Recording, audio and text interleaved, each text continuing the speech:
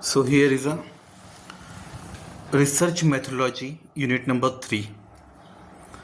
So first question is explain types and features of IPR agreement. IPR means Intellectual Property Right Act or agreement are legal arrangements that govern the use of ownership and protection of intellectual property. Intellectual property includes creation of the mind such as inventions, literary and artistic works, design, symbols, names and images used in a commerce. Here are some common types of IPR agreements and their features. Types of IPR agreements. First is a patent agreement. Features of patent agreements are govern the use of protection and patented inventions, specifies the rights and obligations of the patent holder and any license, define the scope of use, duration and any financial considerations. The second agreement is a copyright agreement. It governs the use of protection of literary, artistic and musical works, specifies the rights to copyright the holder, including reproduction, distribution and public performance, may involve licensing arrangements for the use of copyright materials. Next, trademark agreement features. It governs the use and protection of trademarks, service marks and trade names, specifies the right and obligations of the trademark owner and may license, defines the scope of use, geographical limitations and quality control measures. Next, trade secret agreement. It governs the production and use of confidential and proprietary information, specifies the obligations of parties to maintain confidentiality. It may include restrictions on disclosure, use and post-termination obligations. Technology licensing agreement. It involves licensing of technology, often in the form of software, know-how or priority processes. It specifies the right granted, financial terms, any restrictions on use. It may include provision for confidentiality and dispute resolutions. Franchisee agreement. It governs the use of franchises, intellectual property such as trademarks and business methods. It specifies the term of the franchise's relationship, including fees, territory, and duration. It outlines the right and obligations of both the franchisee and franchisor. Next is a collaborative research and development agreement, that is CRADA. Governs collaborations between parties for joint research and development projects. It addresses the ownership and use of intellectual property that resulting from the collaborations. Next, it defines the roles, responsibilities and contribution of each property. So also there are some common features of IPR agreement. It has a definition, means clear definitions of the intellectual property subject to the agreement, grant of rights, specification of the rights granted including exclusivity, territory and duration, obligations, clear delineation of the obligations and responsibilities of each party. Next is the confidentiality, provisions for the protection of confidential information, trade secrets and proprietary data. Termination, conditions under which the agreement may be terminated and the consequences of termination. Dispute resolution, means mechanism for resolving disputes such as arbitration or mediation. Governing law, specification of the jurisdiction and laws governing the agreement. Indemnification provides for the indemnifying one party against losses or damages arising from the agreement. Compensation, financial terms such as royalties, licensing fees or other forms of compensation. And last is compliance, requirements for compliance with an applicable laws, regulations and industry standards. Next question is explain qualitative data analysis methods like thematic analysis and content analysis. Qualitative data analysis methods such as thematic analysis and content analysis are commonly used in social sciences, humanities, and other fields to make sense of non-numerical data. These methods are particularly useful for exploring patterns, themes, and meanings within textual, visual, or audio data.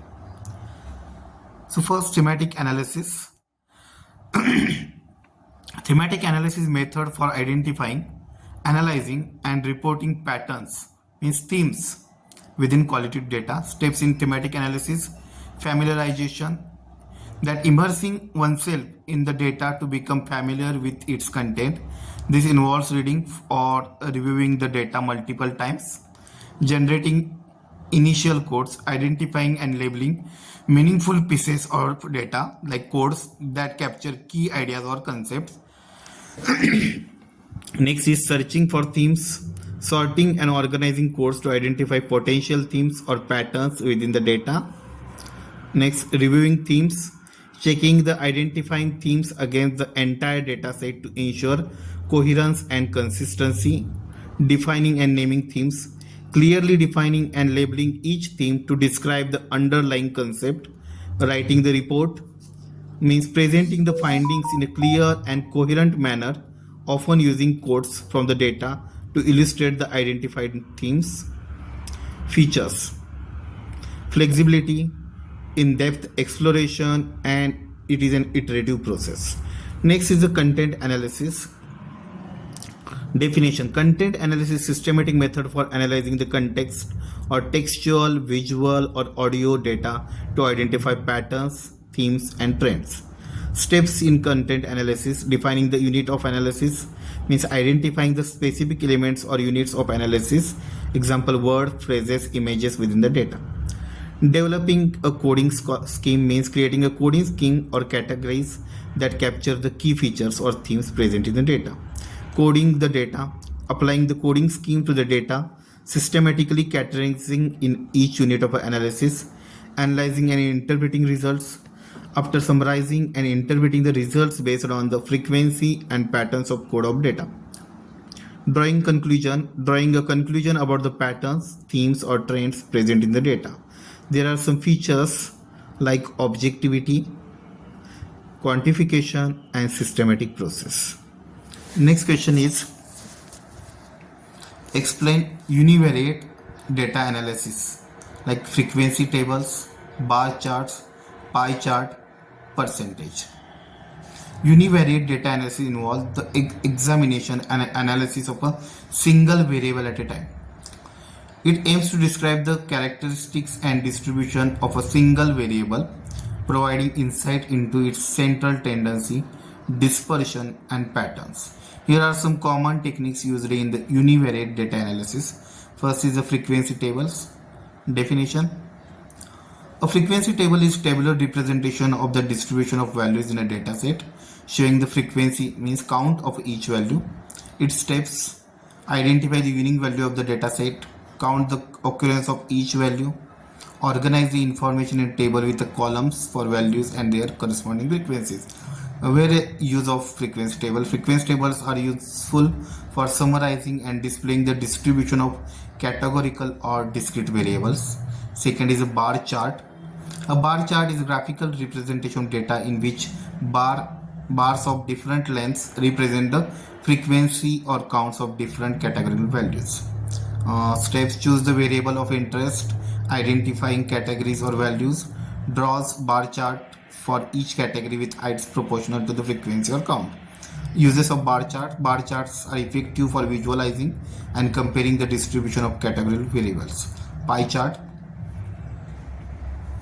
A pie chart is a circular statistical graphics that is divided into slices to illustrate numerical proportions. Identify the variable of interest, assigning each category of value portion of the pie proportional to its frequency or percentage.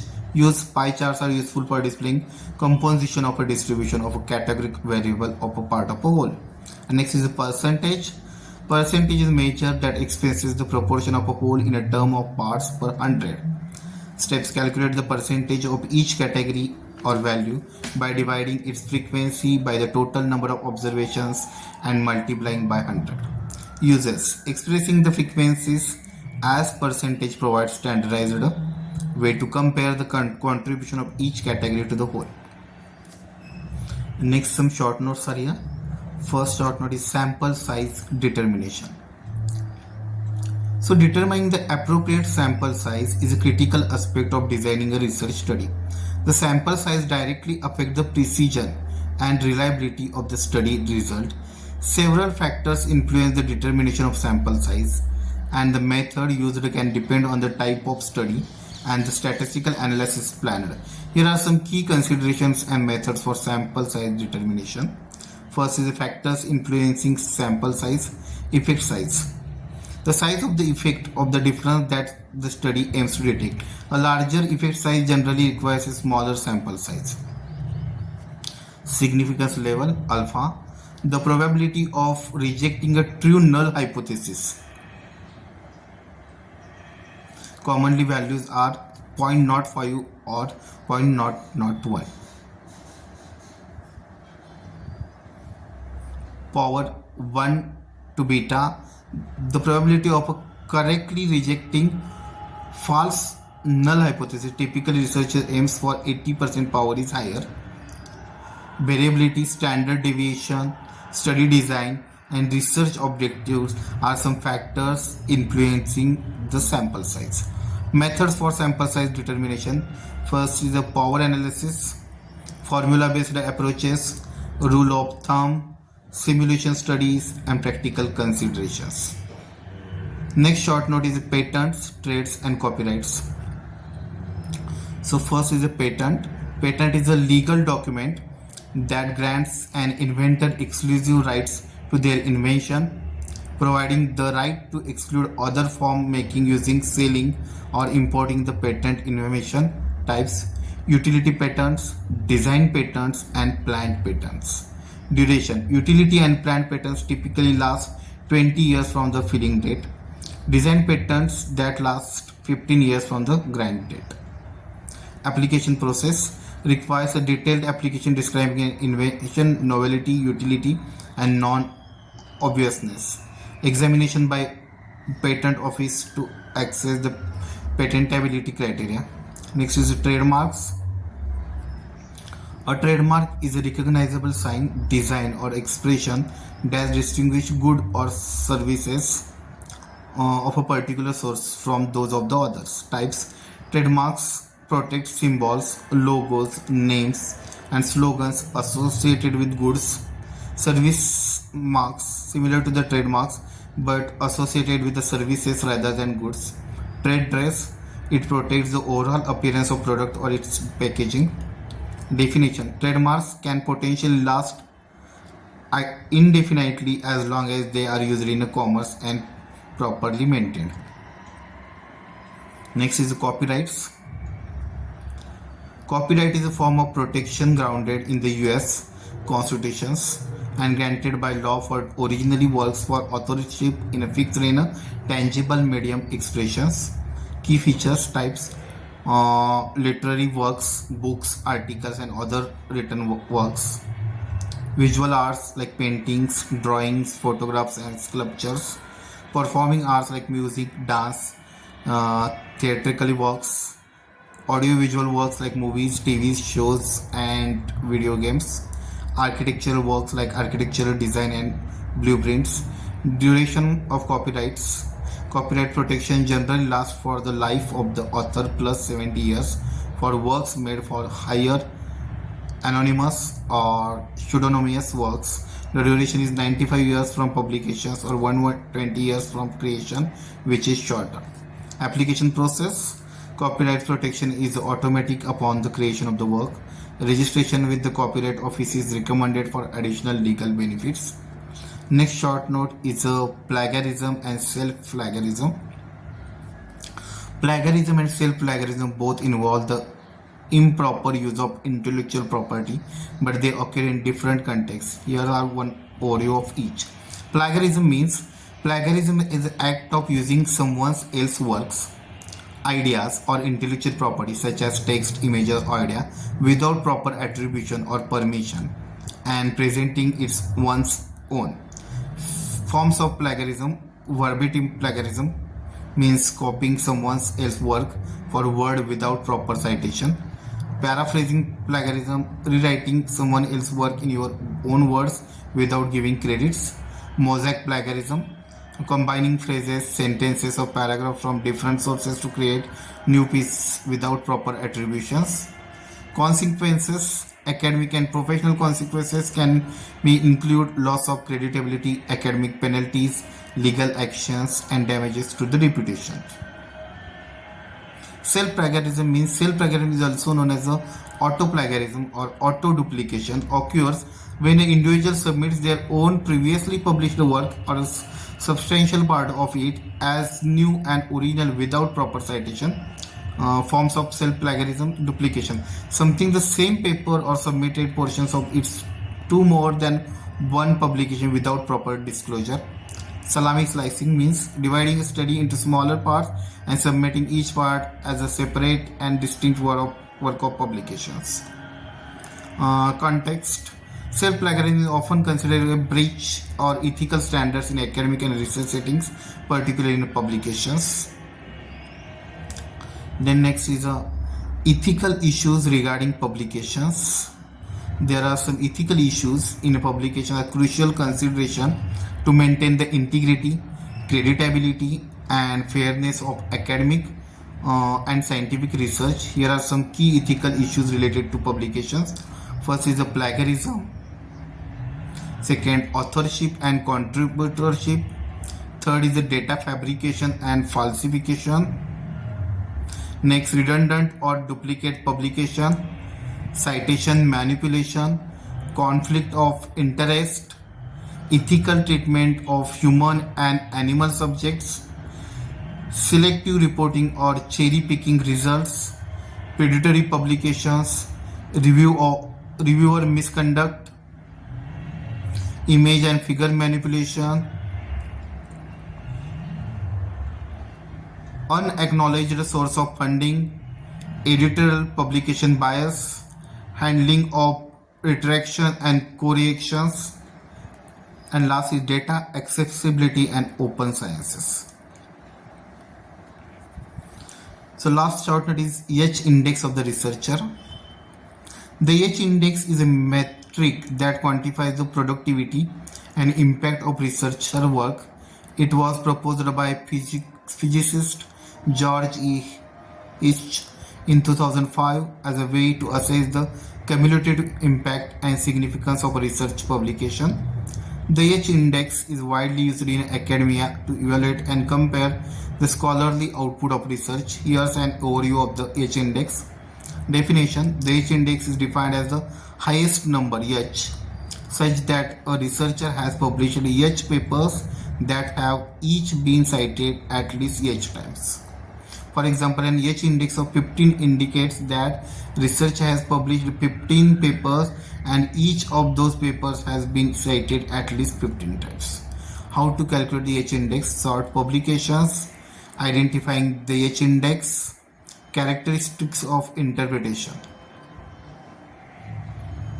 Higher H index. A higher H index generally indicates more influential and impactful researcher. Discipline variation. The significance of an H index can vary across academic disciplines. For example, an H index of 20 might be considered high in a field but most modest in the another. Time dependency, collaboration, limitations, etc.